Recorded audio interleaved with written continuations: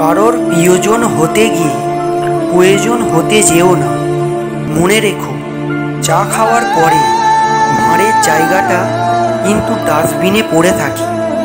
জলে না নামলে যেমন সাঁতার শেখা যায় না, ঠিক তেমনই জীবনে খারাপ সময় না আসলে মানুষ চেনা যায় না। কিছু সম্পর্ক ভেজা কাঠের মতো হয়, না জলে না তো নেবে, শুধু ধোঁয়া বের হয় আর চোখ থেকে জল ঝরায়।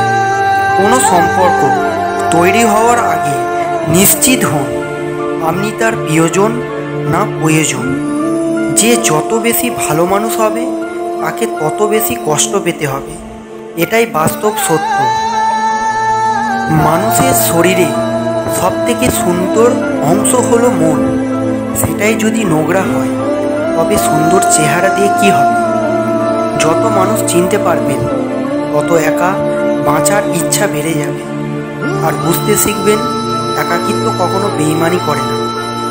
তোমার পায়ে যদি জুতো নাও থাকে কিন্তু হাতে বই যেন অবশ্যই থাকে, কারণ জুতো তোমায় কিছুটা পথ চলতে সাহায্য করবে, কিন্তু বই তোমার জীবন গঠন করতে সাহায্য করবে।